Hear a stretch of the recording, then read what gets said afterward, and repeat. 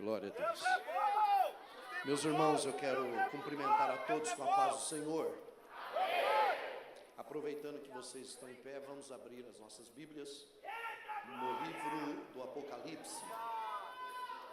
Apocalipse, capítulo de número 21.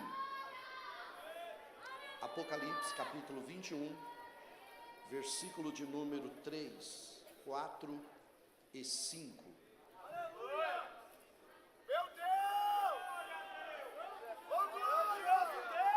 Livro do Apocalipse, capítulo 21, versículos 3, 4 e 5. Quem encontrou, diga amém. Olha lá, versículo de número 3. E ouvi uma grande voz do céu que dizia: eis aqui o tabernáculo de Deus com os homens, pois com eles habitará, eles serão o seu povo, e o mesmo Deus estará com eles, e será o seu Deus. E Deus limpará de seus olhos toda lágrima, e não haverá mais morte, nem pranto, nem clamor, nem dor, porque já as primeiras coisas são passadas. E o que estava sentado sobre o trono disse: eis que faço novas todas as coisas. E disse-me: escreve, porque estas palavras são verdadeiras e fiéis. Amém. Você pode tomar o teu assento.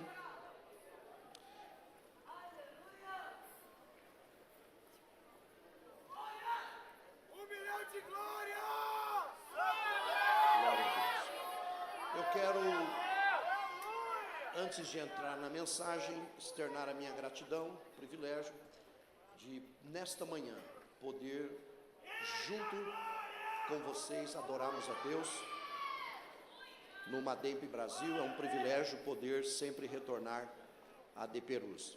Minha gratidão ao pastor presidente, doutor Elias Cardoso, missionária Lígia Cardoso, sua esposa, toda a diretoria do ministério. Também minha gratidão ao pastor Flávio Pena, obrigado, meu amigo, pelo privilégio, toda a diretoria da Almademp, que sempre tem trabalhado neste lindo trabalho, e a gente se alegra por participar desse ambiente tão espiritual, fervoroso e de alegria. Que Deus abençoe todos vocês que louvaram a Deus, os cantores que louvaram a Deus, a Viviane, o Maicon, o Tiago, a Thalita, Deus os abençoe.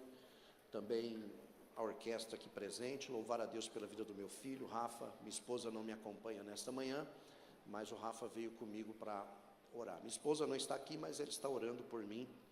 Eu também trago o pastor Flávio Pena a saudação do pastor Eri Alencar, do pastor Eliseu, presidentes da AD Paulistana. Sempre que venho aqui, eles pedem para que eu transmita um abraço ao pastor Eliseu e ao pastor Elias e também a toda a diretoria da Almademp, tá bom? Glória a Deus. Quem está animado para ouvir a palavra, diga amém. Glória a Jesus. Meus irmãos,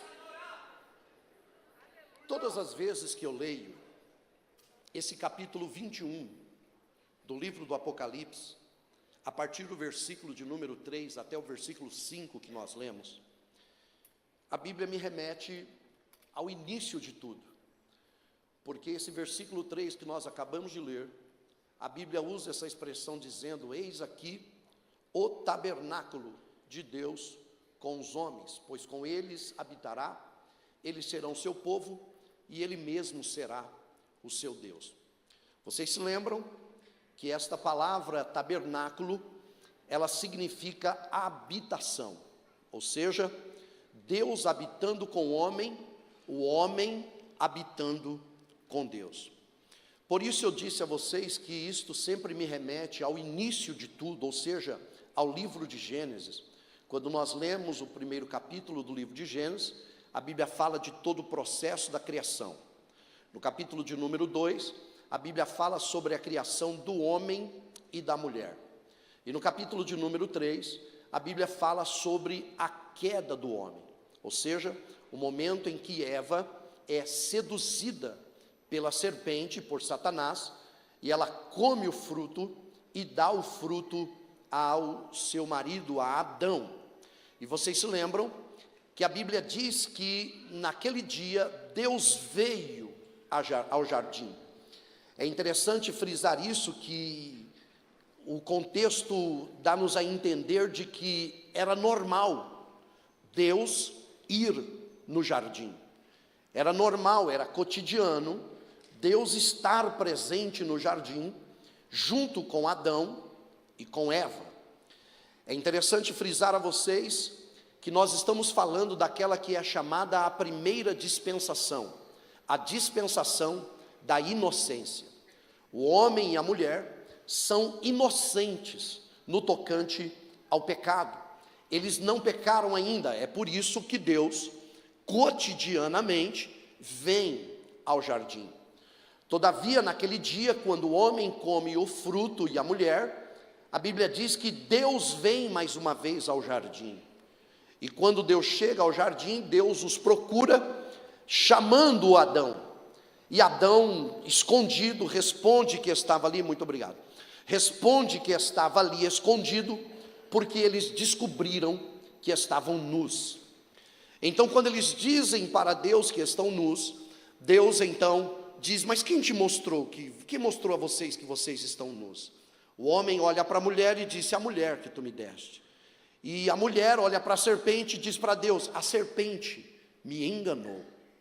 Vocês se lembram que a partir dali, uma sentença foi depositada sobre cada um deles. Sobre a mulher, sobreviria as dores de parto. O homem deveria, a partir de agora, viver e comer do suor do seu trabalho. A terra, ou sobre a terra, cresceriam os espinhos e os abrolhos, e a serpente estaria condenada a rastejar para sempre. E a Bíblia diz que Deus olha para ela e diz que chegaria um tempo em que viria a semente da mulher, e Deus avisa: tu, serpente, lhe ferirá o calcanhar, mas ela pisará na tua cabeça. Nós estamos finalizando então a dispensação da inocência. Por quê? Porque a Bíblia diz que por causa do pecado, o homem e a mulher são postos para fora do jardim. A Bíblia diz que Deus coloca querubins na entrada do jardim, para que o homem não entre mais dentro do jardim. E a Bíblia diz que Deus coloca uma espada flamejante, que ela fica rodeando o jardim, diz a Bíblia, para que o homem não tenha mais acesso à árvore da vida. Termina-se então a dispensação da inocência e começa a dispensação da consciência. O homem agora tem consciência do pecado, e isso é tão grave que logo no capítulo de número 4, a Bíblia fala do primeiro homicídio. A Bíblia fala do primeiro assassinato, quando Caim assassina, mata o seu próprio irmão Abel. Quando a gente chega no capítulo de número 6, o versículo 5 do livro de Gênesis, a Bíblia diz que a humanidade já está tomada pela corrupção e pelo pecado. E a Bíblia relata que Deus, olhando para o homem, se arrepende de ter feito o homem. Mas a Bíblia também diz que Deus acha graça em Noé. Isso aqui é interessante dizer. A Bíblia diz que enquanto eles estão se avolumando no pecado, a imaginação e o pensamento do homem é constantemente maligno. O homem só pensa na maldade, o homem só pensa em praticar a maldade, e aí Deus diz assim, o meu espírito não contenderá mais com o homem. O que é isso? Porque a Bíblia diz que o Espírito Santo ele veio para convencer o homem do pecado, da justiça e do juízo. Então o que dá a entender é que os homens estão pecando, e através da ação do Espírito Santo, Deus está tentando mostrar a eles que eles devem abandonar o pecado. Só que como Deus percebe que a imaginação deles é constantemente má, a Bíblia, Deus olha e diz assim, meu espírito não contenderá mais com o homem, eu vou destruir a humanidade. É aí que a Bíblia diz que ele acha graça em Noé, ele chama em Noé. Por quê? Porque Noé andava com Deus. Ele chama Noé e diz, Noé, faz para ti uma arca, coloca a tua família dentro da arca, porque virá um grande dilúvio sobre a terra. E vocês se lembram que Noé constrói a arca, e ele demora a construção por um período aproximado de 100 anos. Tiago diz que Noé é o pregoeiro da justiça. Quer dizer que enquanto Noé está construindo a arca, ele está pregando. Enquanto Noé está construindo a arca, ele está avisando. Mas tem um problema: Noé está falando sobre o dilúvio. E até então a Bíblia não fala de chuva. Até então a Bíblia fala apenas de um vapor que sobe da terra e rega a terra. Ou seja, a humanidade olha para Noé e eles não acreditam que vai vir o dilúvio. É mais ou menos o cenário de hoje que nós estamos vivendo. Nós estamos pregando a respeito da vinda de Jesus, nós estamos falando a respeito da vinda de Jesus, mas há pessoas que zombam de nós e dizem assim: isso não vai acontecer. Eu me lembro que há algum tempo atrás, uns 2, 3 anos atrás, vocês se lembram disso? Houve um acidente no Capitólio em Minas Gerais. E vocês se lembram que aquelas pessoas estavam com as suas lanchas naquele ambiente, e algumas pessoas que estavam distante perceberam que algumas rochas estavam se soltando. E quem estava de longe avisava para eles: sai daí, porque vai desmoronar tudo. Mas eles estavam tão envolvidos na selfie, eles estavam tão envolvidos na bebida, eles estavam tão envolvidos no som alto da música, que eles não perceberam quando aquela rocha maior se soltou e matou várias pessoas. Foi o que aconteceu nos dias de Noé. A Bíblia diz que eles estavam tão envolvidos que eles não deram ouvidos a Noé. Eles não prestaram atenção. Mateus chega a dizer que eles não perceberam quando Noé entrou dentro da arca. Eles estavam tão distraídos com as coisas desta vida que eles não notaram. Mas quando Noé entrou dentro da arca, a Bíblia diz que Deus fechou a porta pelo lado de fora, e 7 dias depois o dilúvio caiu sobre a terra. Eles correram para pedir a Noé que abrisse a porta, mas Noé disse: não tem como, Deus fechou a porta pelo lado de fora. O juízo de Deus então iria cair sobre a terra. Se você ver, você vai descobrir que Noé ficou por um período de 382 dias junto com a sua família dentro da arca. Quando Noé entra dentro da arca, está encerrando ali a dispensação da consciência. Quando Noé sai da arca 382 dias depois, começa uma nova dispensação, a chamada dispensação do governo humano. E essa dispensação é uma dispensação dramática, porque ela está traumatizada, ela ouve as notícias do dilúvio. E no capítulo de número 11 do livro de Gênesis, a Bíblia diz que eles fazem um propósito. O propósito é o de construir uma torre muito alta, porque eles pensam o seguinte: se acontecer um dilúvio de novo, nós subiremos até o alto desta torre. O problema não era a torre, o problema é quando eles dizem assim: nós colocaremos o nosso nome na torre, e Deus nunca mais vai conseguir intervir sobre nós. É aí que a Bíblia diz que Deus vê toda aquela situação, Deus desce, e a Bíblia diz que Ele confunde a língua da humanidade, e termina ali, na confusão das línguas, a dispensação do governo humano. Então perceba, não perca o fio da meada. Nós já passamos pela inocência, consciência e governo humano. Agora no capítulo 12 do livro de Gênesis, começa uma nova dispensação, que é a dispensação da promessa, ou dispensação patriarcal. É o momento em que Deus chama Abrão, no capítulo 12, a partir do versículo 1, e ele diz assim: Abrão, sai-te da tua terra, da tua parentela, da casa de teu pai, para uma terra que eu te mostrarei. Farei de ti uma grande nação, engrandecerei o teu nome, tu serás uma bênção, abençoarei quem te abençoar, amaldiçoarei quem te amaldiçoar, e em ti serão benditas todas as famílias da terra.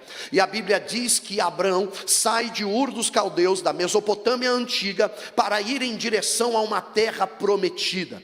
E a dispensação patriarcal é aquela que envolve Abraão, Isaque, Jacó, os filhos de Jacó, inclusive José. E essa dispensação patriarcal, ela se estende até o momento em que Israel sai da terra do Egito.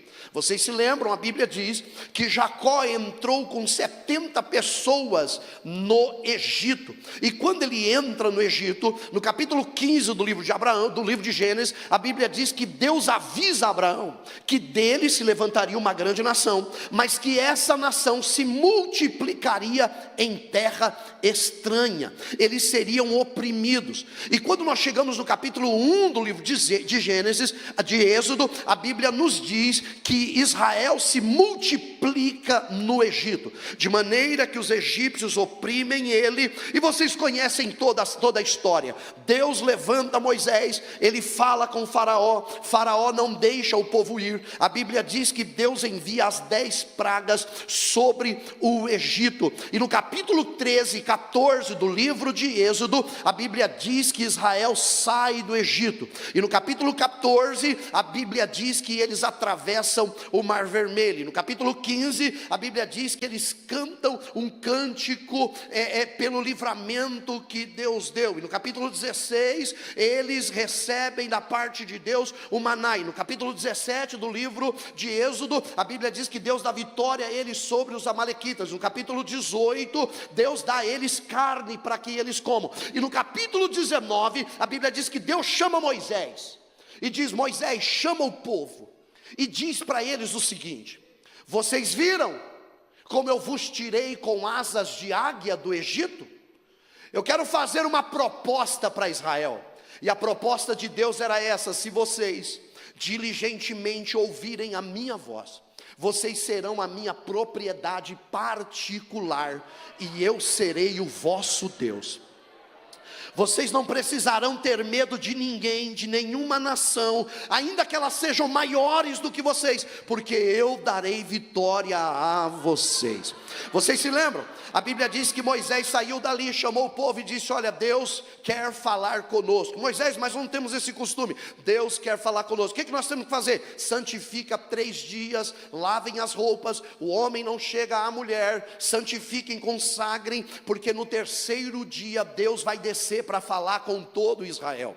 No capítulo de número 19, a Bíblia diz que o povo se consagrou, e de madrugada, no 3º dia, Deus desceu. A Bíblia diz que Deus desceu em forma de fogo sobre o monte Sinai, de maneira que o monte Sinai tremia e fumegava. A Bíblia diz que o povo saiu para fora do arraial, e a Bíblia diz que eles ouviam Moisés falando com Deus e Deus respondendo, Deus falando com Moisés e Moisés respondendo. A Bíblia diz que eles ficaram tão atemorizados com aquilo, e no capítulo de número 20, Deus deu as regras de como deveria ser a partir de agora a lei e o comportamento. Deus estava estabelecendo o seguinte: então, já passou a inocência, já passou a consciência, já passou o governo humano, já passou o patriarcal, e agora vai começar uma 5ª dispensação, que é a dispensação da lei. A regra era essa, Êxodo capítulo 20: não terás outros deuses diante de mim,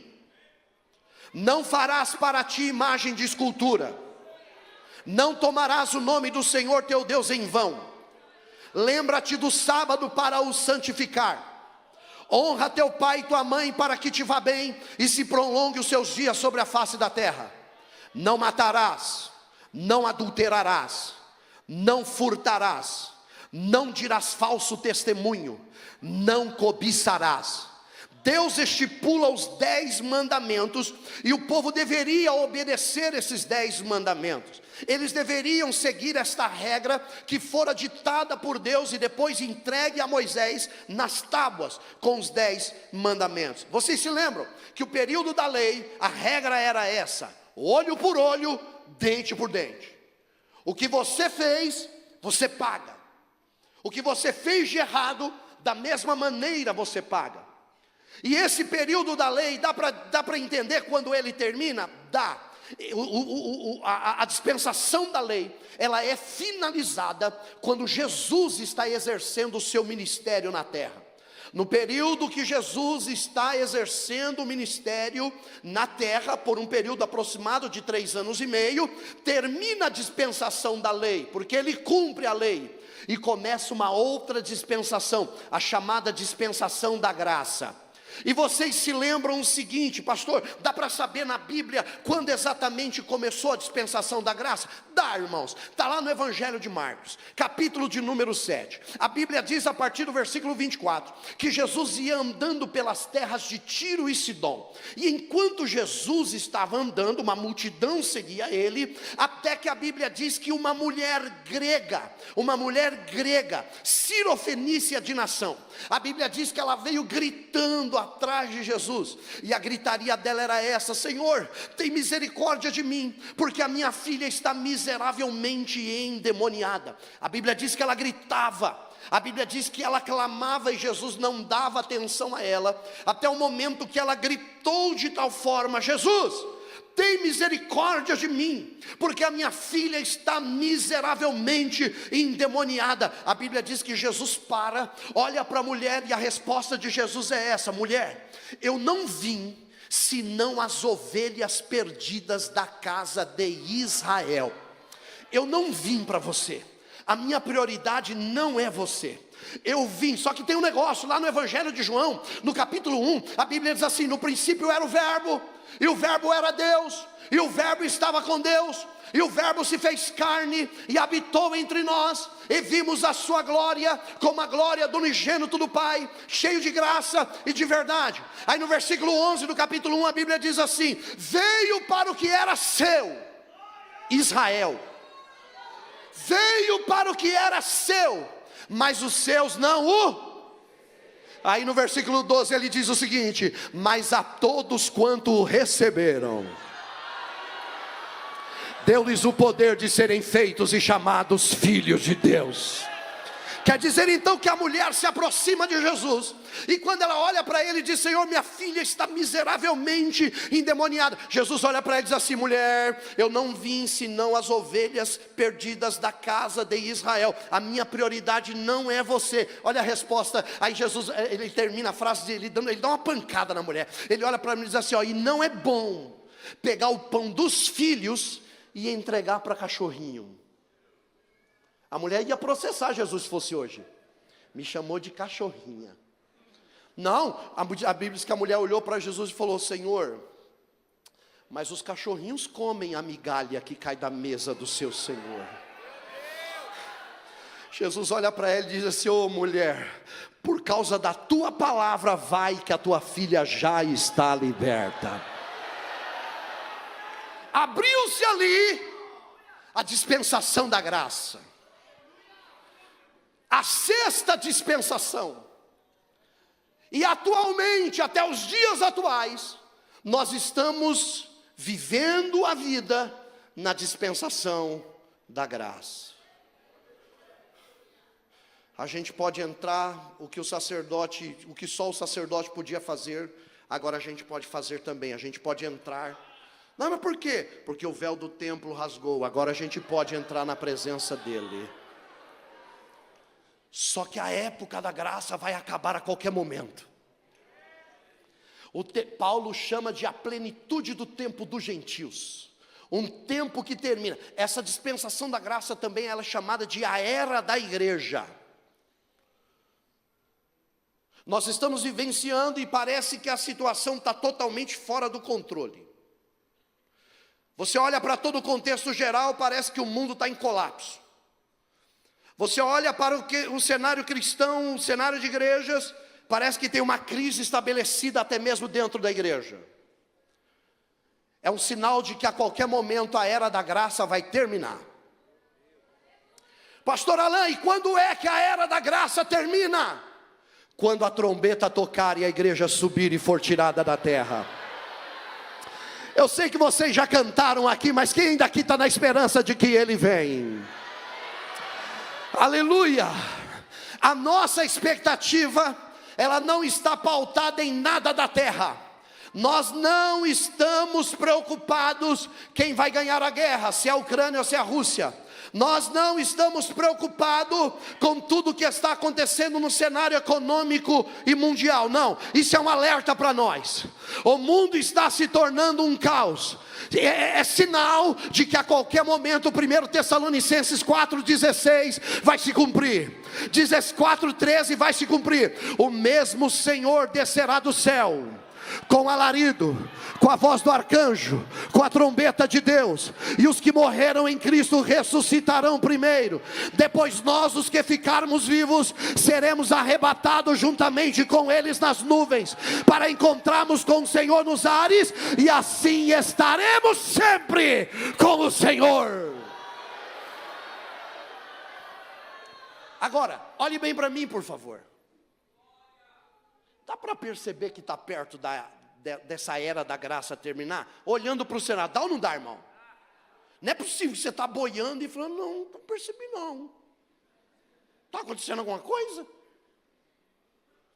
Se a gente olhar para a Bíblia, nós vamos perceber que tudo que Jesus falou está se cumprindo. Evangelho de Mateus, capítulo de número 24, versículo 1, a Bíblia diz que ele estava no templo que Herodes reformou. A Bíblia diz que os discípulos mostram toda a estrutura para ele, e ele diz assim: aqui não ficará pedra sobre pedra que não seja derribada. Eles saem dali no versículo 3, e a Bíblia diz que eles vão para o Monte das Oliveiras. E no versículo 3, a Bíblia diz que os discípulos chegam nele no Monte das Oliveiras, e diz assim: Senhor, que sinais se darão da tua vinda e do fim do mundo? Aí Jesus já começa a dar de cara, irmão. No versículo de número 4 ele já diz assim, acautelai-vos, que ninguém vos... Jesus já está avisando, antes da era da graça terminar, vai vir um tempo de engano. Se você ler 2 Tessalonicenses capítulo de número 2, a Bíblia diz que o anticristo vai se revelar, e a eficácia do anticristo é segundo o operar do diabo. E ele diz assim, que vai trabalhar com engano. Se você ler Apocalipse capítulo 12, versículo 9, a Bíblia diz que o diabo é especialista em engano. Aliás, Evangelho de João capítulo 8, versículo 44, a Bíblia diz que ele é o pai da mentira. Ele é especialista em enganar. Se você ler o versículo 5, por exemplo, ele fala que haverão falsos cristos. Ou seja, ele diz assim, esses falsos cristos enganarão a muitos. Se você ler Mateus capítulo 24, versículo 11, ele diz assim, e vai ter falso profeta também, e eles enganarão a muitos. Quer dizer então que a época da graça está perto de terminar. Pastor, como é que dá para saber? Tempo de engano, irmão. Nós estamos vivendo um tempo de engano. É um tempo de mentiras. Percebam que as duas palavras mais faladas hoje são duas. Primeiro, é a fake news. O que é a fake news? A falsa notícia. Está em alta essa palavra, essa pequena frase. Outra palavra que está em alta nos dias atuais, narrativa. O que é narrativa? É uma história paralela contada diante de uma história verdadeira. E sabe o que dizem por aí? Se contar a mesma versão 3 vezes, vira verdade. É um tempo de engano. Olha, aconteceu outra coisa, mas se a gente criar uma narrativa e falar que foi assim, a gente consegue prevalecer. É o cenário que nós estamos vivendo. É um cenário de engano. Quer dizer então que a era da graça está perto de terminar, porque é um tempo de engano. O anticristo vai se revelar num tempo de engano. Nós estamos vivendo uma situação dramática. Nós estamos vivendo na era do bebê reborn, que parece bebê, mas não é não. E aí a maluca, ela pega a boneca, irmão. E ela pega a boneca, ela fala, acho que está com febre. Deixa eu pôr a mão, deixa eu pôr. É melhor levar no posto de saúde. Aí vai no posto de saúde. Quando chega no posto de saúde, entrega o bebê para alguém e fala, vê se está com febre. E tem gente que até testa, irmão. Porque é um tempo de engano. Parece daqui a pouco olha e fala, oxe, não é de verdade não? Não, é reborn. É lógico que a gente já sabe que o bebê reborn tem faz tempo, irmão. Não é de agora. Faz tempo que tem bebê reborn, mas criar esse cenário de que você tem que ter um bebê reborn, e que ele tem febre, que ele tem que ir ao hospital, que você tem que dar comidinha para ele, tem que fazer dormir, tem que trocar a fralda, é um cenário de engano. Nós estamos vivendo um cenário grave, irmão. Talvez você diga assim: não, pastor, não é tão grave assim, não, é só um bebê reborn. Tá, mas quando a gente olha a foto da pessoa no Facebook, e quando você vai ver ela pessoalmente, é outra coisa.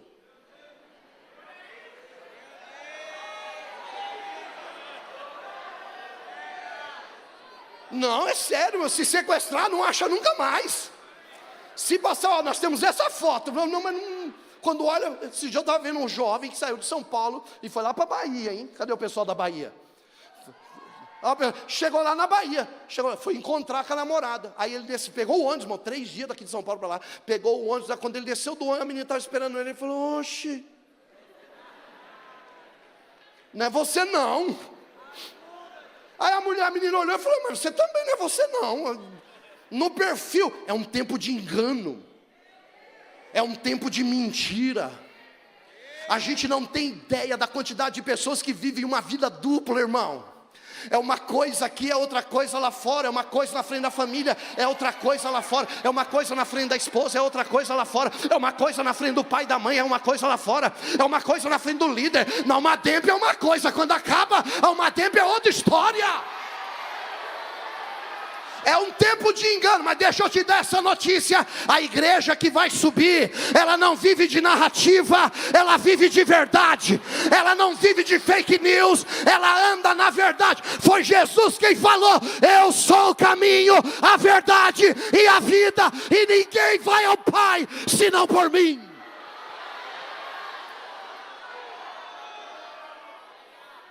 É um cenário de mentira. Pastor, o que está acontecendo? Sinal de que Jesus está voltando, irmãos. Aleluia. Aleluia. Ó, vê se não é um cenário de engano. Hoje o pessoal resolveu ser pai de pet. Ajuda, Jesus. Não tem problema ter cachorrinho, gatinho. Eu também amo cachorrinho. Mas chegar a dizer que eu sou papai de pet, aí já é demais. Dá vontade de olhar e falar: seu animal.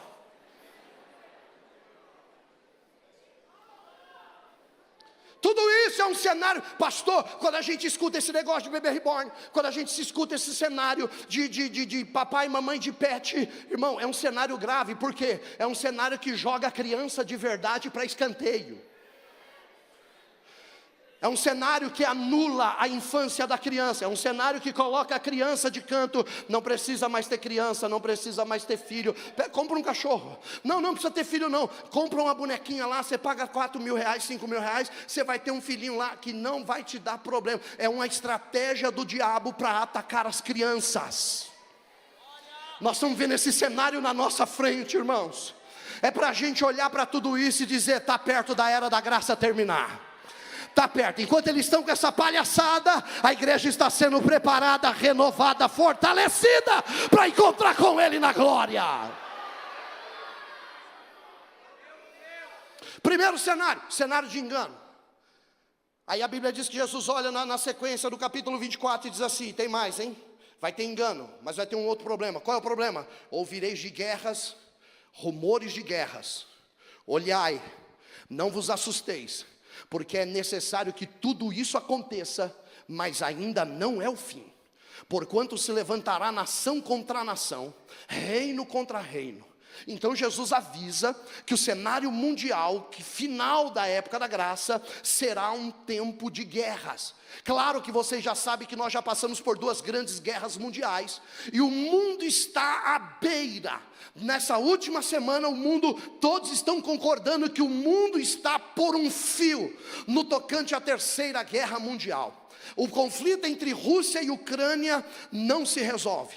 A OTAN, que são os países da Europa, junto com os Estados Unidos, estão se preparando, estão se armando cada vez mais, e todos eles estão dizendo que a qualquer momento terão que guerrear contra a Rússia. Nesses últimos dias, o presidente dos Estados Unidos já falou abertamente sobre precisar bombardear Moscou. Nós estamos vendo um cenário de crise. disse: Ucrânia e Rússia, China, Taiwan, Coreia do Norte e Coreia do Sul, Israel sendo atacado por todos os lados. Nós olhamos para vários países do mundo que estão à beira de um conflito armado, de uma guerra. Pastor, então a coisa está feia?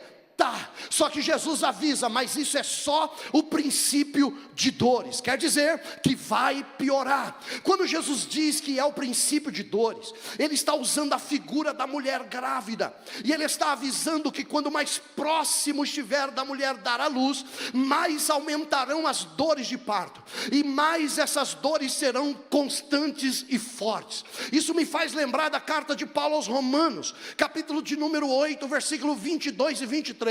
Paulo disse assim: a criação geme e está com dores de parto até agora. Aí no versículo 23 ele diz assim: mas não só ela, nós também que temos as primícias do Espírito, gememos em nós mesmos, esperando a adoção, a saber, a redenção do nosso corpo. Sabe o que ele está dizendo? Enquanto a terra está colapsando, o Espírito Santo comunica com o nosso espírito que em breve ele volta para buscar a igreja. Esses dias eu estava conversando com meu filho Raul. Raul tem 6 anos de idade, e o Raul eu estava passando alguma coisa sobre a guerra, e ele olhou para mim e falou para mim na palavra inocente de uma criança, e ele falou assim: papai, seria tão bom se Jesus já voltasse logo para acabar com esse negócio, não é verdade? E eu entendi aquilo, o Espírito Santo falando já com uma criança, e dizendo: se prepara, não vai falhar, se prepara, ele vai voltar, se prepara, ele vem. Nós estamos vivendo um cenário caótico na terra, mas a igreja está nessa manhã sendo preparada. A qualquer momento a trombeta vai tocar, e ela vai subir gloriosa. O cenário que Jesus aponta em Mateus capítulo 24 é extremamente grave. E ele diz que haverão guerras, rumores de guerra, reino contra reino, nação contra nação. E ele diz assim: haverá fome, pestes e terremotos em vários lugares. Ele está falando sobre o gemido da terra. Ele está falando que a terra vai colapsar. Nós estamos vivendo um cenário grave, irmão, porque tem hora que o calor vem e arrebenta tudo, tem hora que o frio vem e arrebenta tudo, parece que está tudo descontrolado.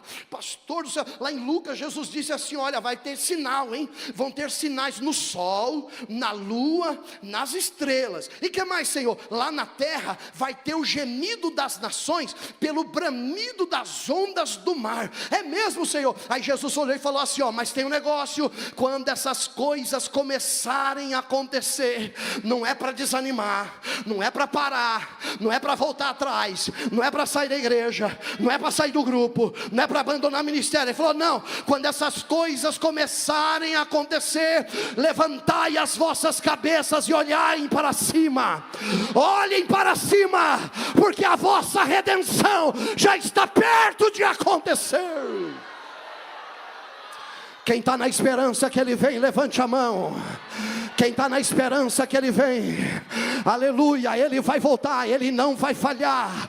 É só uma questão de tempo, é só uma questão de tempo. A trombeta vai tocar. 1 Coríntios capítulo 15, versículos 51 ao 58, Paulo disse assim: eis que eu vos digo um mistério, na verdade nem todos dormiremos, mas seremos transformados num momento, num abrir e fechar de olhos, ante a última trombeta.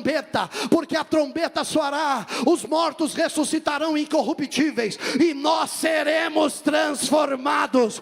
Porque convém que isto que é corruptível se revista da incorruptibilidade, e isto que é mortal se revista da imortalidade. E quando isto que é corruptível se revestir da incorruptibilidade, e isto que é mortal se revestir da imortalidade, então cumprir-se-á a palavra que está escrita: tragada foi a morte na vitória. Onde está, ó morte, o teu aguilhão? Onde está, ó inferno, a tua vitória? O aguilhão da morte é o pecado, e a força do pecado é a lei. Mas graças a Deus que nos dá a vitória por nosso Senhor Jesus Cristo. Versículo 58. Portanto, meus amados irmãos, sede firmes e constantes, sempre abundantes na obra do Senhor, sabendo que o vosso trabalho não é vão no Senhor.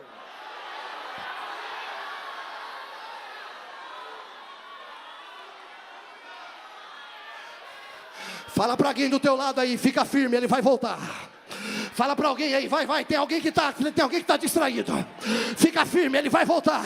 Pastor, estou querendo parar, não para, ele vai voltar. Pastor, estou desanimado, não desanime, ele vai voltar. Pastor, não tenho mais força, ele vai te renovar nesta manhã. Aguenta firme, ele vai voltar.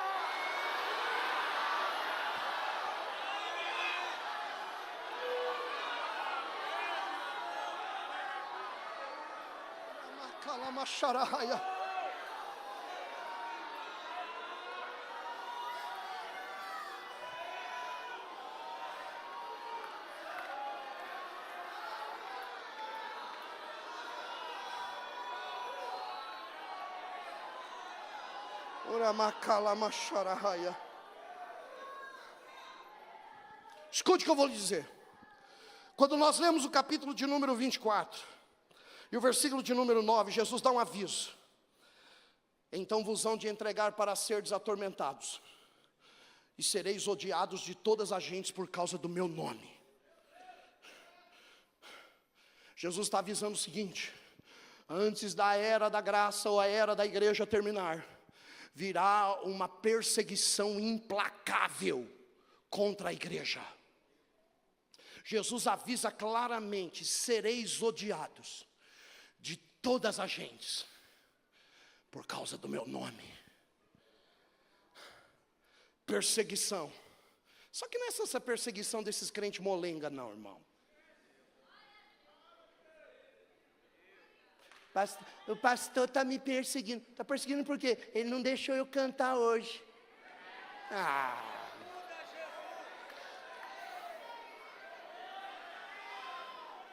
Eu vou embora dessa igreja. Mas por que você vai embora? Essa igreja não tem amor. Mas não tem amor por quê, ô varão, ô varona? Não tem amor por quê? Eu passei pela irmã, ela nem me deu paz do Senhor. Está me perseguindo. É você que é muito mole. E você acha que a sua vida depende do microfone. Não cantou, está sendo perseguido. Não pregou, está sendo perseguido. Não deixou reger. Olha, é que eu queria reger, mas para de moleza. Não dá para pregar aqui, prega na rua. Pega na praça. Tem gente precisando ouvir sobre Jesus. Vai fazer a obra.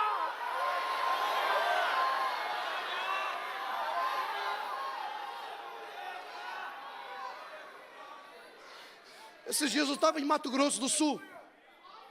E aí depois do culto eu fui jantar com um pastor. E quando a gente estava jantando, ele falando sobre o trabalho missionário, pastor Felipe Alencar, de Campo Grande. Ele falando comigo sobre o trabalho missionário. Eles são muito fortes em missões também, como aqui.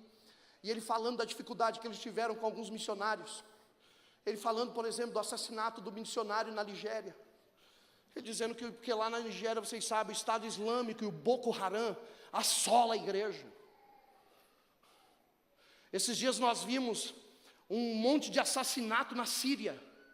E sabe o que os jornais dizem? Eles dizem assim: governo sírio está investigando a morte de cidadãos sírios. Não são cidadãos sírios apenas, são crentes que estão sendo assassinados aos montes.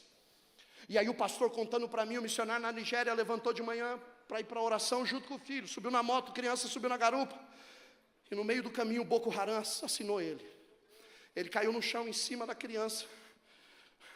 O menininho chorando, ele olhou por ele. Teve tempo de falar para o menino: filho, não chora, fica quietinho.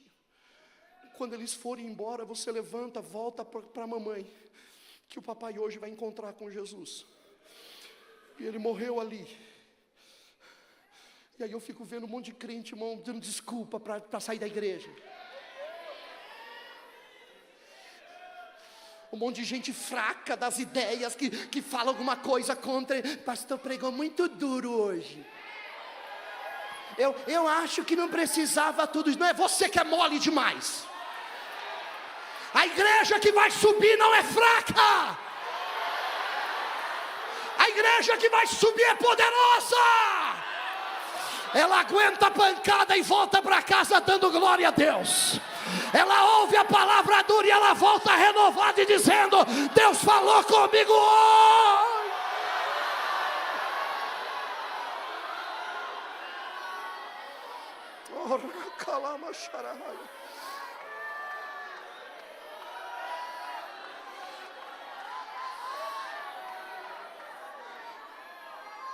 No versículo de número 10, Jesus avisa também, e vai ter mais outro problema aí que vocês têm que ficar atentos quando a época da graça estiver terminando. Qual é, Senhor? Ele diz assim, ó: vai ter muito escândalo, vai ter muita traição e vai ter muito ódio.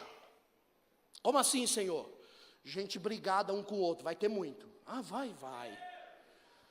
Então começa com escândalos. Vai ter muito escândalo. Quanto mais Jesus demora para voltar, mais o número de escândalos vai aumentar. E a gente tem que ter estrutura para olhar isso e entender: eu vou embora porque ele era a minha referência. Só referência. Nunca, não sabe nem onde a pessoa mora. Minha referência.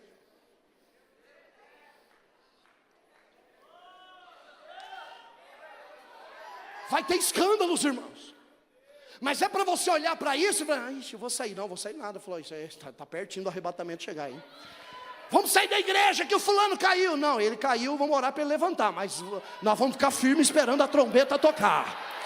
Nós vamos ficar firmes. Vai ter escândalo. Aí ele avisa e diz assim: vai ter muita traição, hein? Vai ser um cenário de traições. Será por isso que a família está desmoronando? O cenário do pecado dentro da família está avolumando.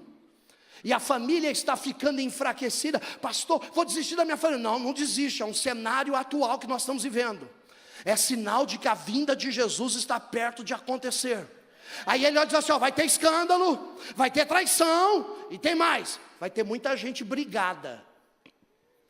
Brigada é gente que quer morar no mesmo céu, mas não se fala na terra. Eu não sei como é que vai morar no mesmo céu. Não, imagina se essas duas pessoas se encontram no céu. Eu não falo com ela. Não pode. Eu estava pregando aqui em São Paulo, na Casa Verde, pregando sobre a vinda de Jesus. E eu estava falando justamente isso. Tem gente que não se fala na terra e quer morar no céu. Oxe. E no meio da mensagem, irmão, que coisa linda. Eu vi quando uma irmã levantou, eu achei que ela ia levantar para beber água, mas ela levantou de um lado da igreja e foi para o outro lado, e lá no último banco ela foi e abraçou uma irmã, e as duas se abraçaram e começaram, e no meio da mensagem, irmão, as duas se abraçaram e começou a chorar, daqui a pouco começaram a falar, a igreja incendiou, irmão, a igreja pegou fogo, e eu fiquei sem entender aquilo ali, falei: meu Deus do céu, mas está acontecendo? Aí o pastor veio em mim e falou assim, rapaz, essas duas não se falam há anos. Há anos que uma não tolera a outra, mas hoje a barreira caiu.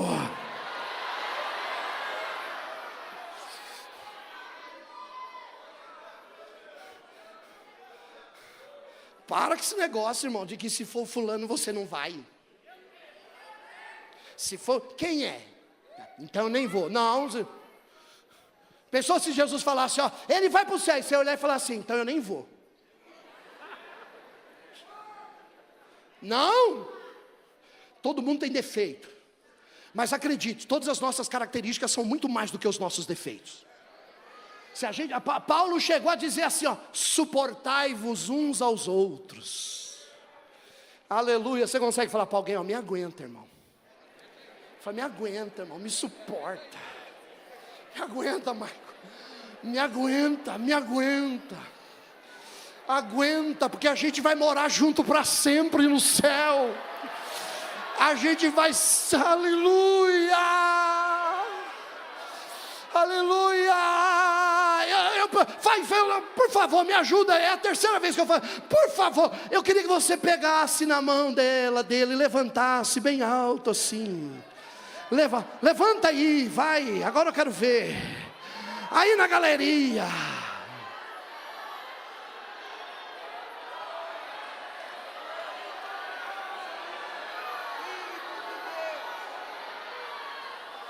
breve no céu Jesus há de aparecer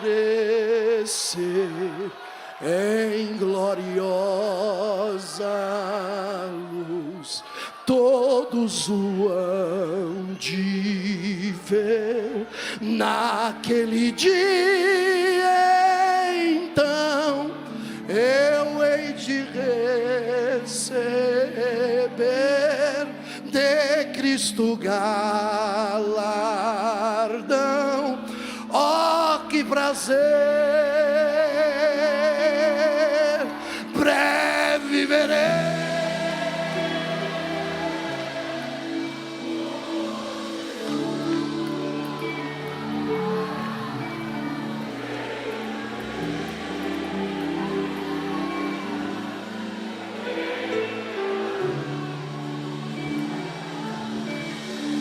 No lindo céu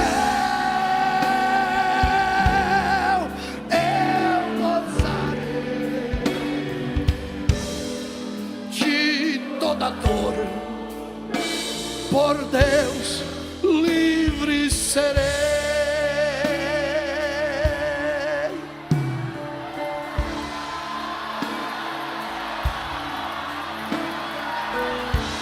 Deixa Ele renovar a tua alegria nesta manhã. Deixa Ele renovar você nesta manhã.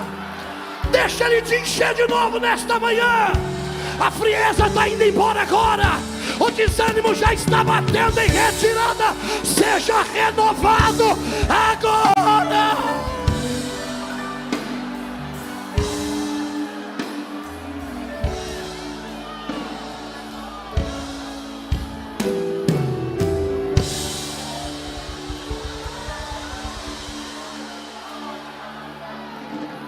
30 segundos de glória, vai!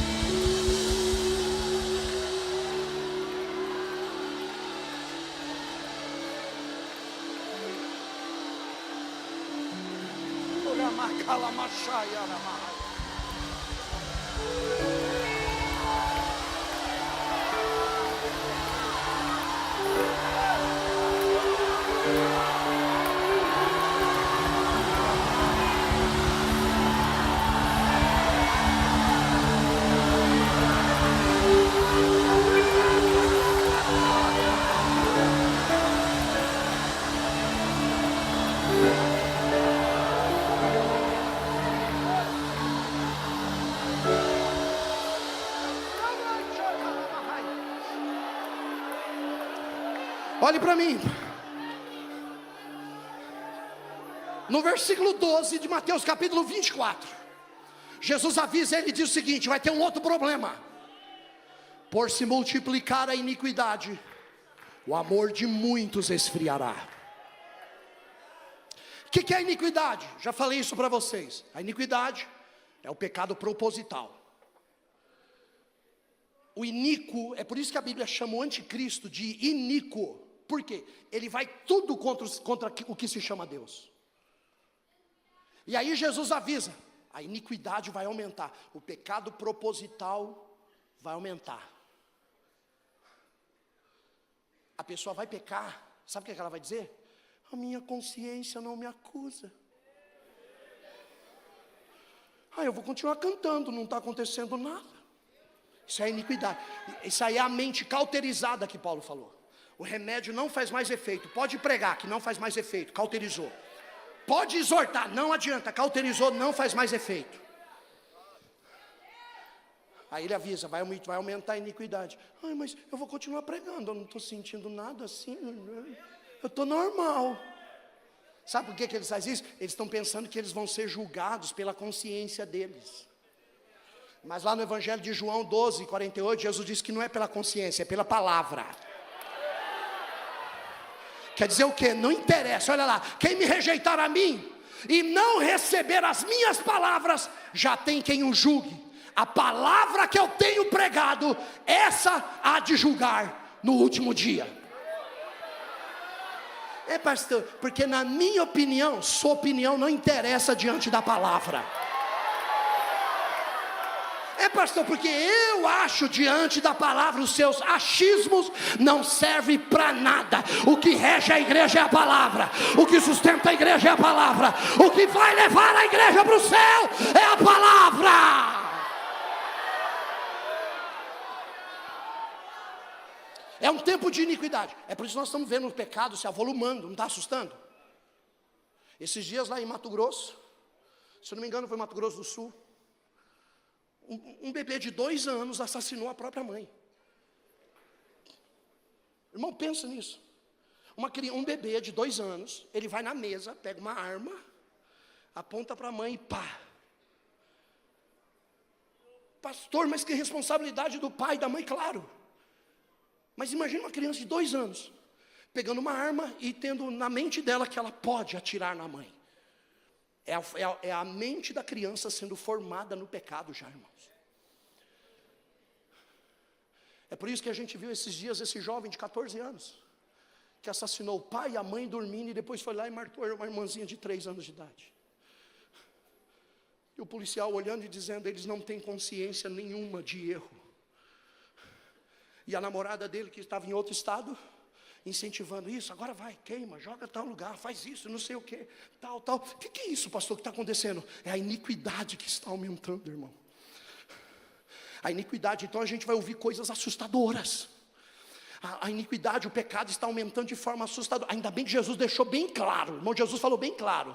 E por se multiplicar a iniquidade, o amor não é de todos.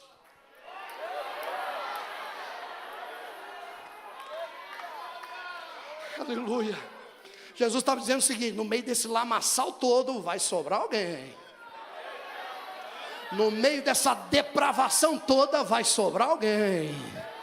No meio dessa imoralidade toda, fica tranquilo, não é todos, alguém vai ficar olhando firme para o céu. Eu estou esperando ele voltar, eu estou esperando ele voltar, eu estou esperando. Só quem está esperando ele voltar, levanta a mão e solta o maior grito de glória.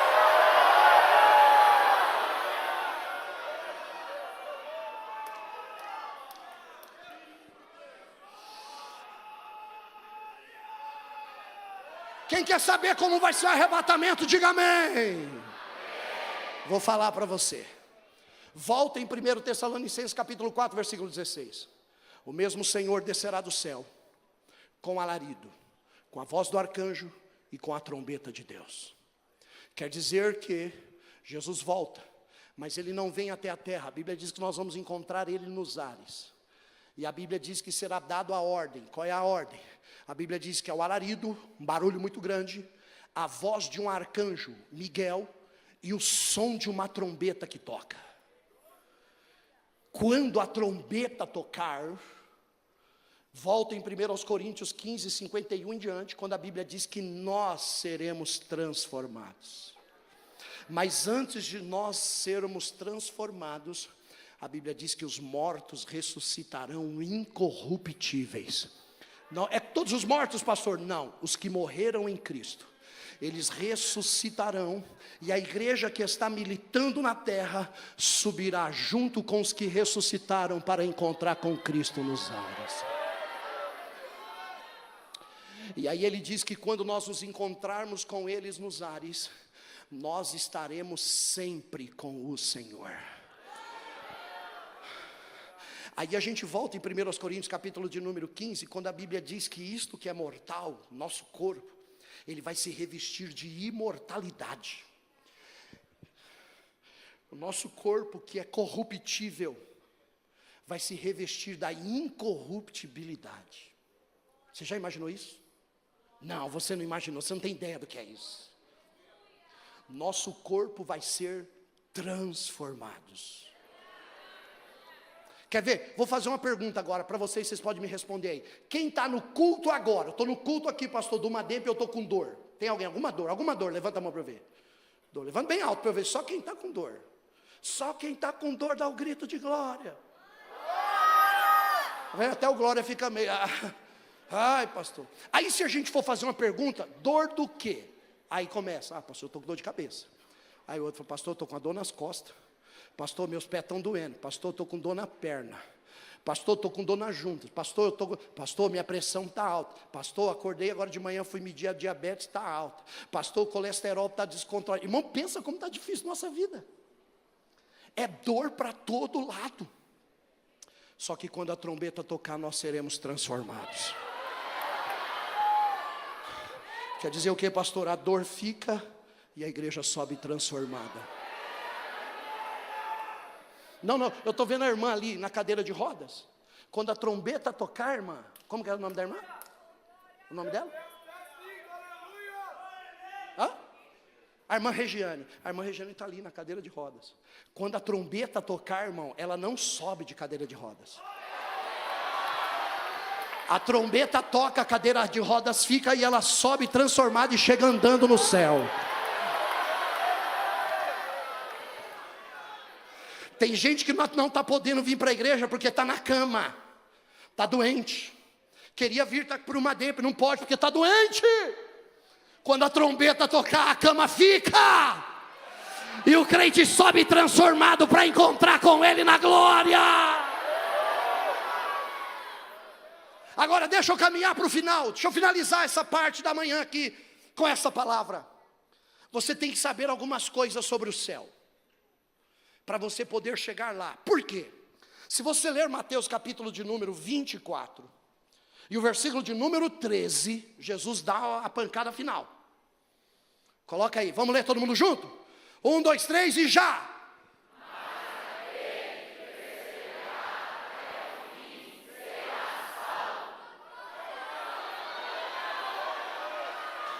É aqui que está o problema. Tem gente parando no meio.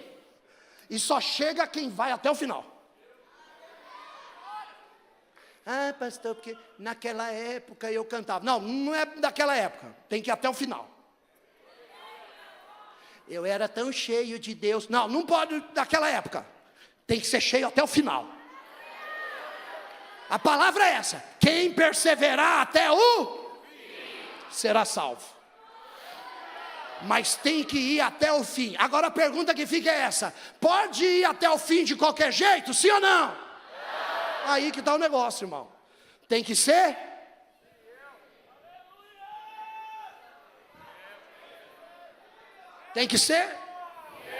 fiel. Aí que está o problema. Porque tem muita gente que vai, mas no meio do caminho dá umas escorradinhas. Eu vou dar uma saidinha, depois eu volto, tá? Não, tem que ficar no caminho, aconteça o que acontecer. Pau está quebrando e você continua fiel. É líder, fiel. Não é mais líder, continua fiel. Regente, fiel. Não é mais regente, continua fiel. Teve oportunidade para pregar, fiel. Não teve oportunidade para pregar, fiel. Recebeu elogio, fiel. Falaram mal, fiel do mesmo jeito. Só, irmão, lá não chega quem prega bem, lá não chega quem toca bem, lá não chega quem canta bem, lá não chega quem lidera bem, lá não chega quem tem QI avançado, lá não chega estrategista, lá só chega quem é fiel, só chega quem é fiel.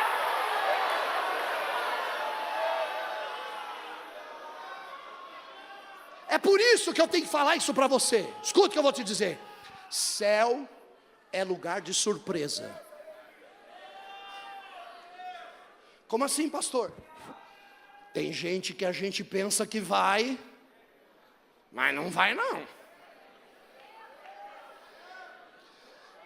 E tem gente que a gente está julgando, irmão. Dizendo, fulano não vai. Aquele moço ali não vai não, hein?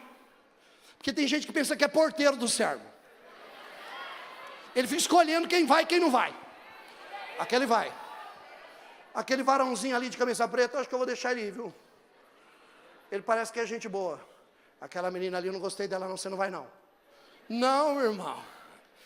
Em nome de Jesus a gente tem que chegar lá. Agora, tem que saber disso. Céu é lugar de surpresa. Está na Bíblia, está na Bíblia. Mateus 7:21. Jesus disse assim: nem todo aquele que me diz Senhor, Senhor, entrará no meu reino, mas todo aquele que faz a vontade do meu Pai que está no céu. Muitos me dirão naquele dia: Senhor, não profetizamos nós em teu nome? Em teu nome não expulsamos demônio? Em teu nome não fizemos muitas maravilhas? 23. E eu lhes direi abertamente, para todo mundo ouvir: nunca vos conheci, apartai-vos de mim, vós que praticais a iniquidade.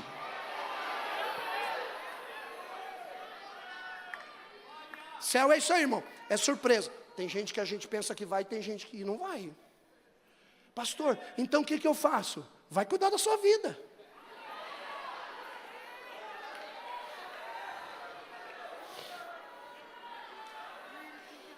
Lança essa palavra profética sobre alguém aí do teu lado. Fala: cuida da sua vida que eu cuido da minha.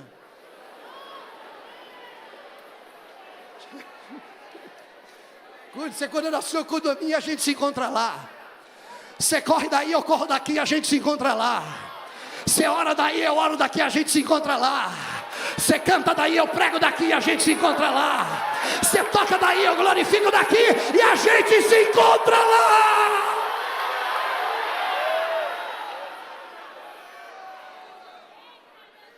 Primeira coisa, céu é lugar de surpresa. Olha para mim, estou terminando, hein? Segunda coisa que você tem que saber sobre o céu: no céu nós vamos ver Jesus como Ele é. 1 João capítulo 3, versículo 2. Amados, agora somos filhos de Deus, mas ainda não é manifestado o que havemos de ser. Mas sabemos que, quando Ele se manifestar, seremos semelhantes a Ele, e assim como é, o veremos. O Jesus que nós vamos ver não é o Jesus do quadro pintado.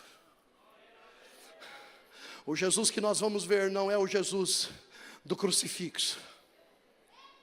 O Jesus que nós vamos ver não é o Jesus da Baía da Guanabara, do Rio de Janeiro, Cristo Redentor. O Jesus que nós vamos ver não é o Jesus do Mel Gibson, todo arrebentado. E está vindo aí a Paixão de Cristo 2, diz que vai ser um sucesso. Não é esse Jesus que nós vamos ver. O Jesus que nós vamos ver é o Jesus que João viu na ilha de Patmos. Capítulo 1, versículo 9 do Apocalipse, ele disse assim: eu, João, estava preso na ilha chamada Patmos por amor aos irmãos e a palavra do Senhor, e eu fui arrebatado no dia do Senhor, e ouvi uma voz de trombeta que falava comigo, e virei-me para ver quem era, e vi 7 castiçais de ouro, e no meio dos 7 castiçais um semelhante ao Filho do Homem. O seu cabelo era branco como a lã, o seu rosto brilhava como o sol na força do meio-dia. Ele estava cingido de um cinturão de ouro, ele estava vestido de uma vestimenta branca e comprida. Os seus pés eram como latão reluzente, como se tivesse sido refinado numa fornalha. A sua voz era como a voz de muitas águas, e eu, quando ouvi, caí como morto aos seus pés. Mas ele colocou a sua destra, a sua mão direita sobre mim, e me disse: João, não temas, eu sou o primeiro e o último, o alfa e o ômega, o princípio e o fim, aquele que foi morto, mas estou vivo para sempre, e tenho a chave da morte e do inferno. É este o Cristo que nós vamos ver.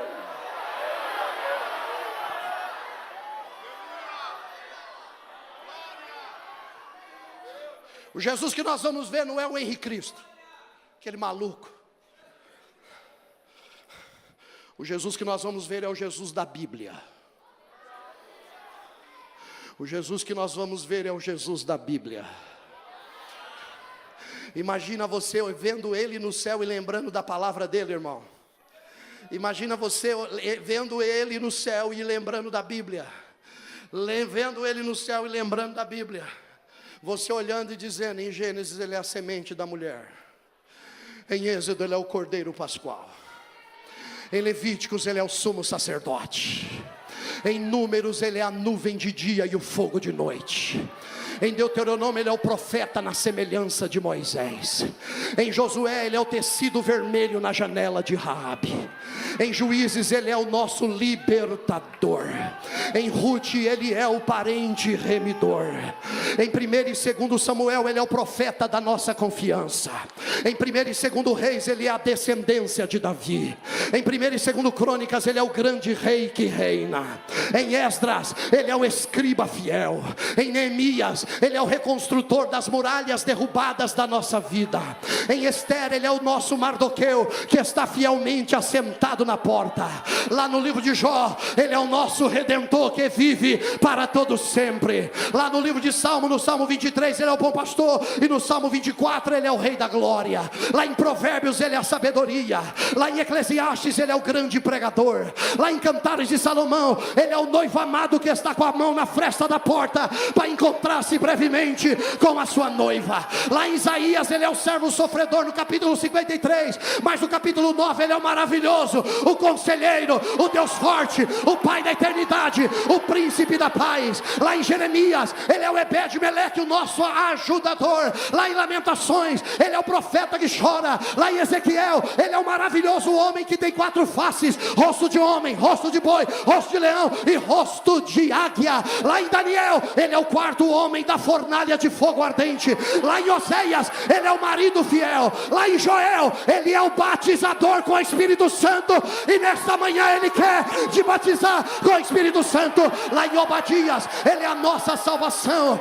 Lá em Jonas ele é o mensageiro, ele é o meu missionário que ressurgiu ao 3º dia. Lá em Miqueias ele é o mensageiro dos pés formosos. Lá em Naum ele é o vingador. Lá em Abacuque ele é o profeta que clama por um avivamento. Lá em Sofonias ele é a nossa salvação. Lá em Ageu ele é o restaurador da esperança perdida. Lá em Malaquias ele é a fonte aberta na casa de Davi. Lá em Zacarias ele é o sol da justiça. Lá no Evangelho de Mateus ele é o Cristo, o Filho do Deus vivo. Lá no Evangelho de Marcos ele é o Senhor que faz milagres. Lá no Evangelho de Lucas ele é o Filho do homem. Lá no Evangelho de João ele é o Filho de Deus. Lá em Atos dos Apóstolos ele é a luz brilhante que encontrou Saulo no caminho de Damasco. Na carta aos Romanos ele é a nossa ressurreição. Lá em 1º e 2º Coríntios ele é a nossa ressurreição. Lá em 1º e lá em Colossenses ele é o Deus encarnado. Lá em Efésios ele é o Senhor que supre toda a nossa necessidade. Lá em Filipenses ele é o Deus que cuida de todos os detalhes. Em 1º e 2º Tessalonicenses ele é o Cristo que voltará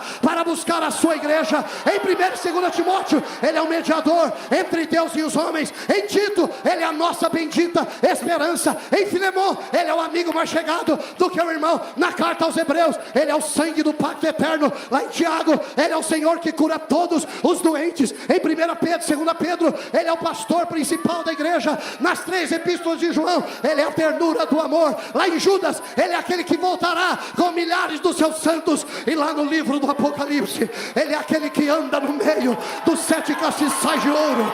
Ele é a raiz de Jessé. Ele é o Cordeiro de Deus que foi morto, mas está vivo para sempre. Ele é o leão da tribo de Judá que pode abrir o livro. Ele é o cavaleiro fiel que vem montado no cavalo branco, e na sua coxa está escrito: Rei dos Reis, Rei dos Reis, Rei dos Reis.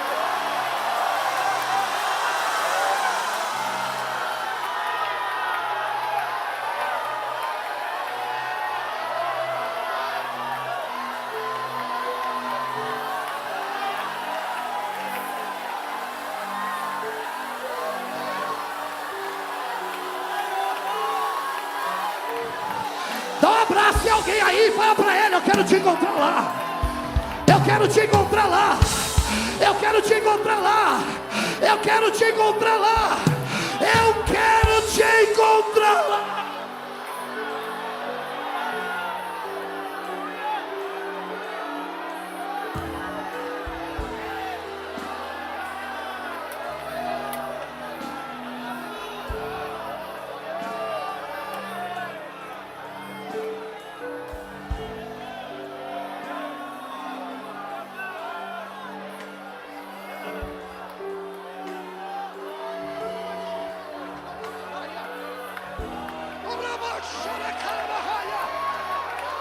Meu Deus, faz a tua igreja sentir nesta manhã um pouquinho desta glória que vai ser lá. Um pouquinho dessa glória que vai ser lá. Enche esta casa agora.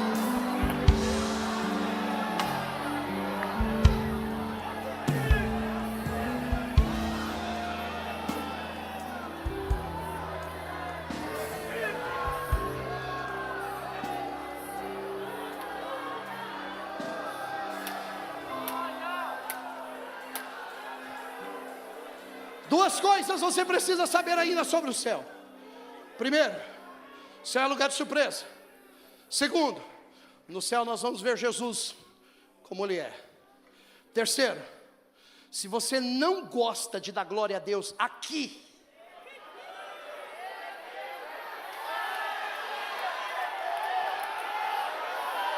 eu não sei como é que você vai fazer lá.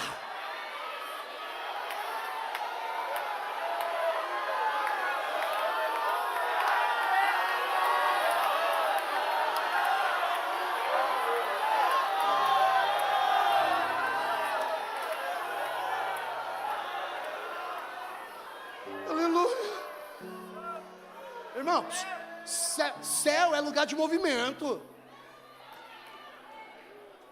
Gênesis 28, Jacó viu uma escada. E a Bíblia diz que a escada saía do chão e tocava o topo do céu.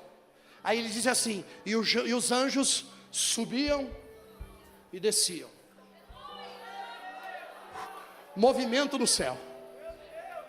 Isaías capítulo 6, a partir do versículo 1. E no ano em que morreu o rei Uzias, eu vi o Senhor assentado no alto e sublime trono. O seu séquito enchia o templo. Aí diz assim, e os querubins estavam por cima dele. E com duas asas eles cobriam o rosto, com duas asas cobriam os pés, e com duas asas voavam. E clamavam um para o outro, dizendo, Santo, Santo, Santo é o Senhor dos exércitos. Toda a terra está cheia da sua glória.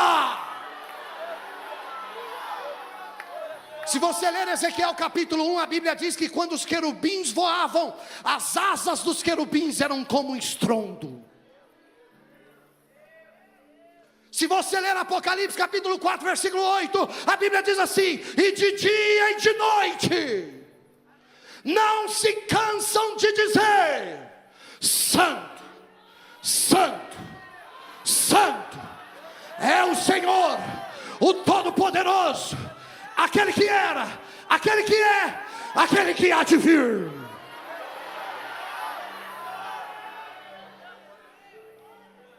Céu é lugar de glória. E se você não, porque aqui dá até para mudar de lugar, não é? Esse jovem ainda, glória a Deus, muito alto, eu vou para o outro lado. Aí quando chega do outro lado tem outro mais doido que aquele. Vou procurar outro lugar.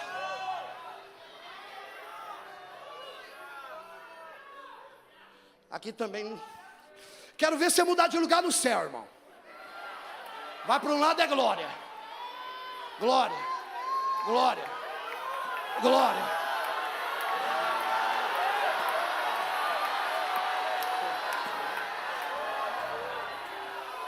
E tem mais, tem um detalhe. O capítulo 4 do livro do Apocalipse, a Bíblia fala sobre os 4 seres viventes e fala dos 24 anciãos. A Bíblia diz que os seres viventes, eles estão clamando e dizendo que Ele é santo.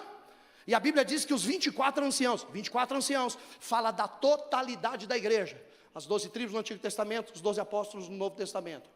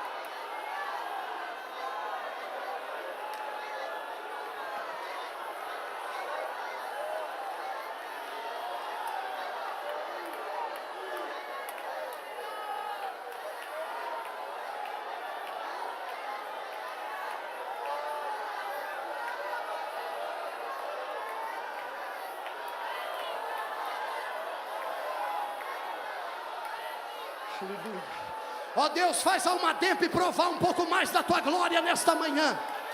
Nós já sabemos que esse ambiente está tomado pela tua presença.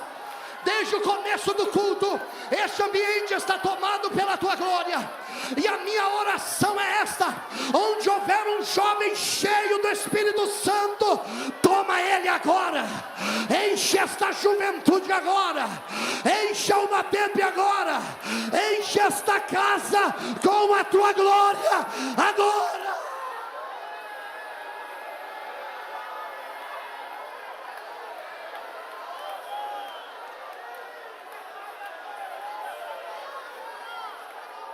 Vai, vai, vai aí na galeria, vai, vai.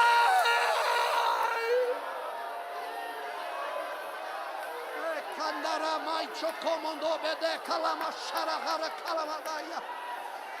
Urabashara kalamahara mai chokanaraya. Urabashara kalamahaya.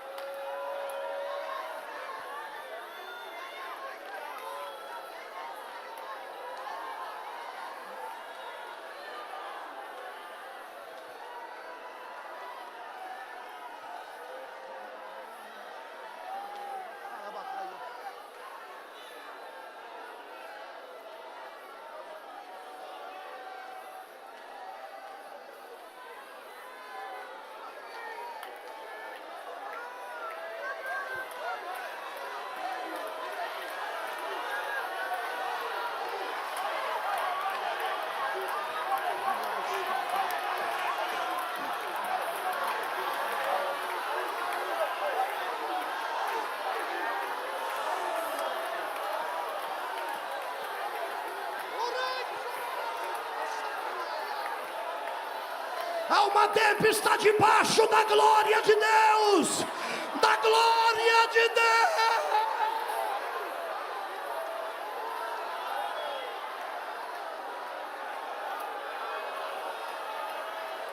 Vai ficando de pé adorando. Vai ficando de pé adorando. Com a permissão do pastor. Vai ficando de pé adorando. Vai. Vai. Vai, Alma Dep.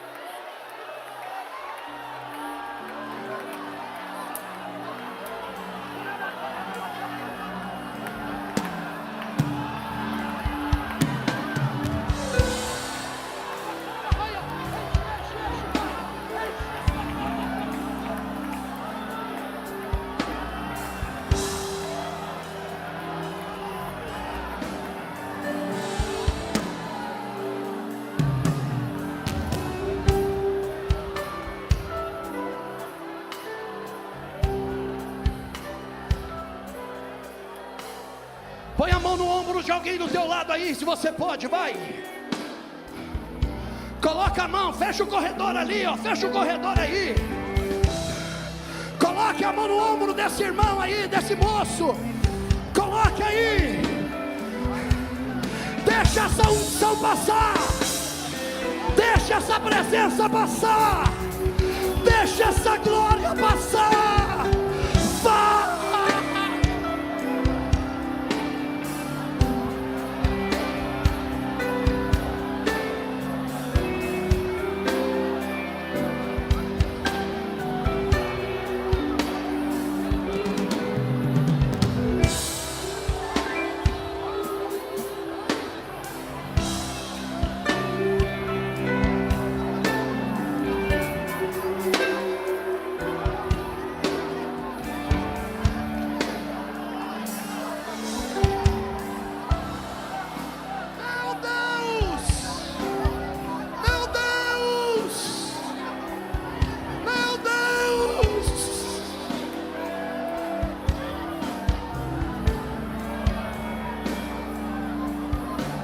Toma a tua igreja nessa manhã. Toma a tua igreja. Toma essa juventude na tua manhã. Toma os obreiros nesta manhã. Toma os músicos nesta manhã. Toma a tua noiva nesta manhã.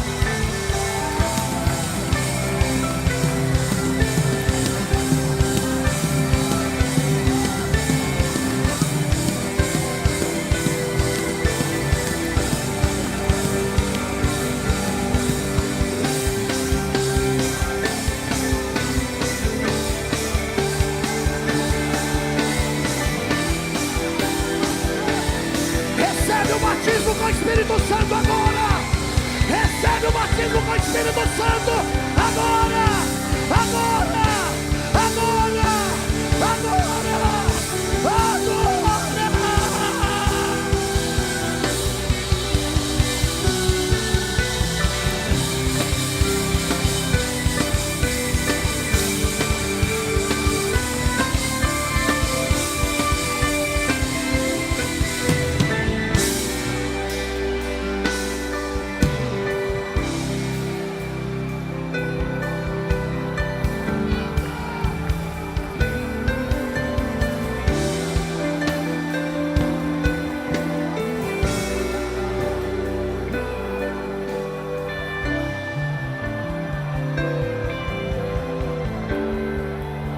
Meu Deus do céu, meu Deus do céu.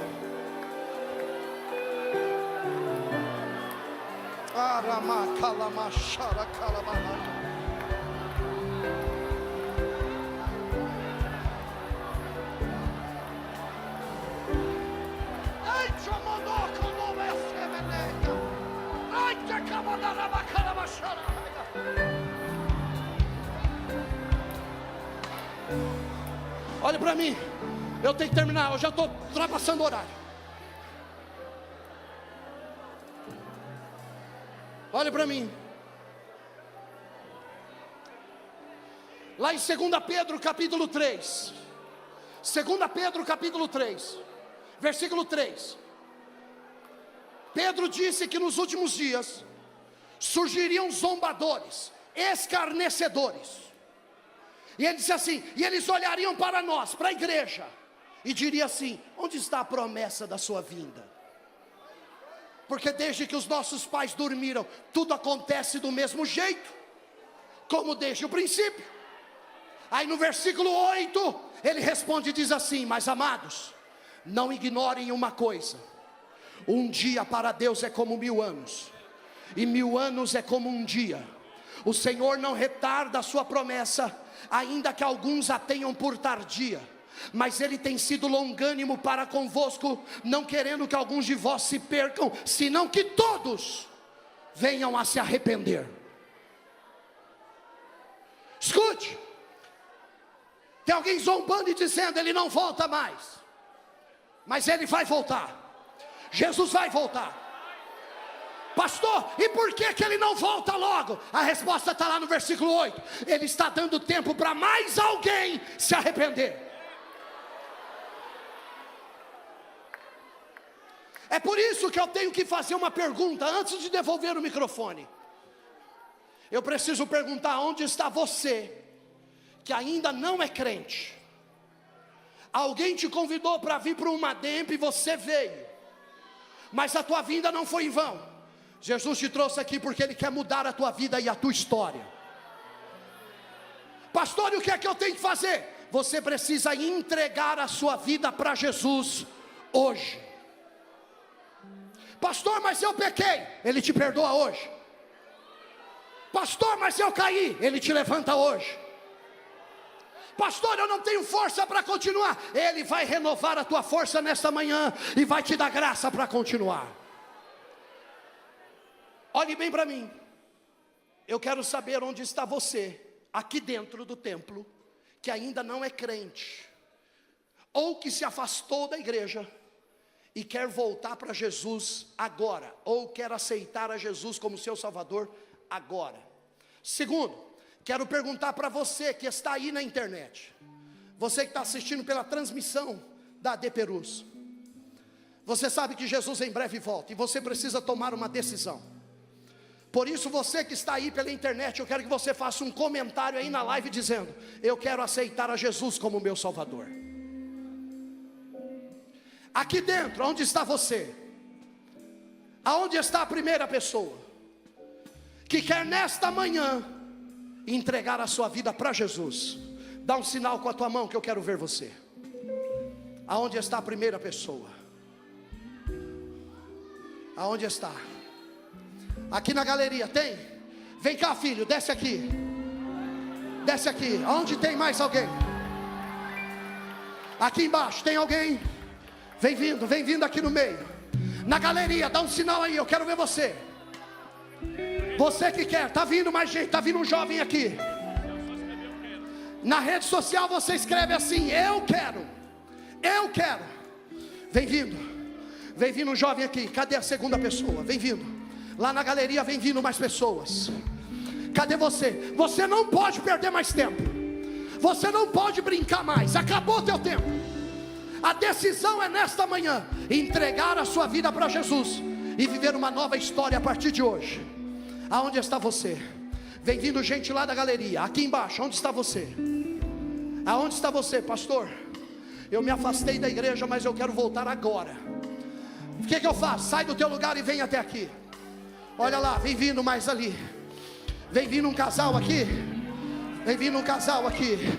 Você pode dar glória a Deus? Vem vindo mais gente, vem vindo mais jovem ali.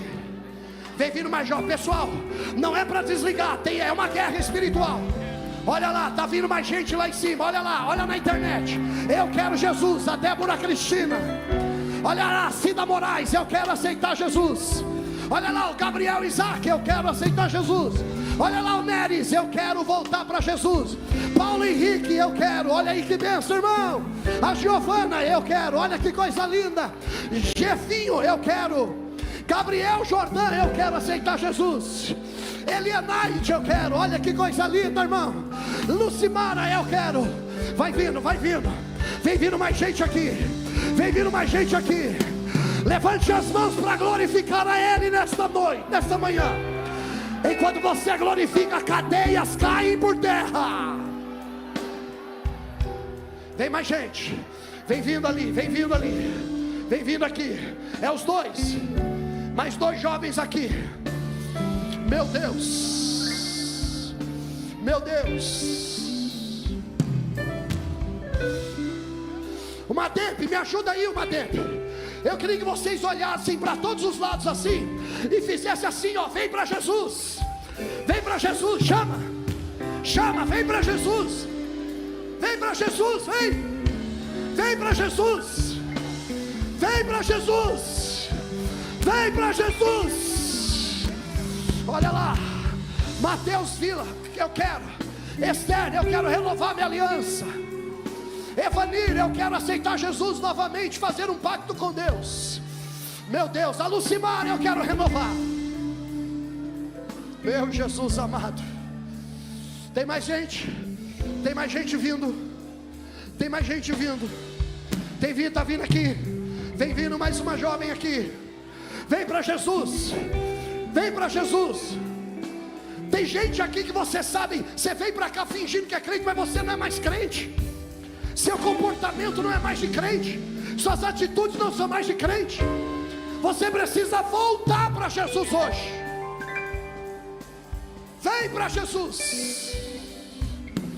Oh Deus.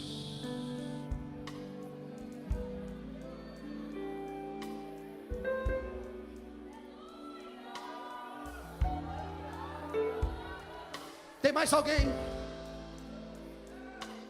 Tem mais alguém? Tem mais alguém?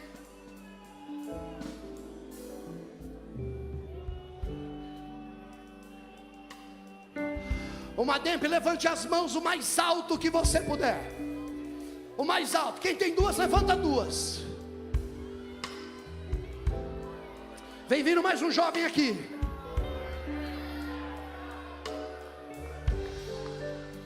E tem mais gente para vir, vai vir ainda. Tem gente que está segurando aí, mas não vai aguentar a tarde. Tem gente que está segurando aí, mas não vai aguentar até a noite. Com as mãos levantadas. Por quê, pastor? Porque a Bíblia diz que tem uma festa no céu acontecendo agora, por causa de uma alma que aceita Jesus. Tem várias que vieram aqui à frente, tem várias pela internet. Vem vindo mais gente aí. Eu vou contar até 3 e você vai dar o maior glória a Deus da tua vida. É o maior. Se eu fosse você, eu até esticava ele, viu? Sabe aquele glória?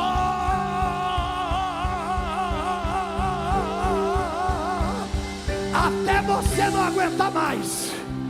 e mais vidas estão vindo para Jesus. E se prepara que no barulho do glória, cadeias vão cair e mais vidas virão para frente. Quem está preparado, com as mãos levantadas, vai, eu conto até 3 e você solta o grito. 1, 2, 3, vai!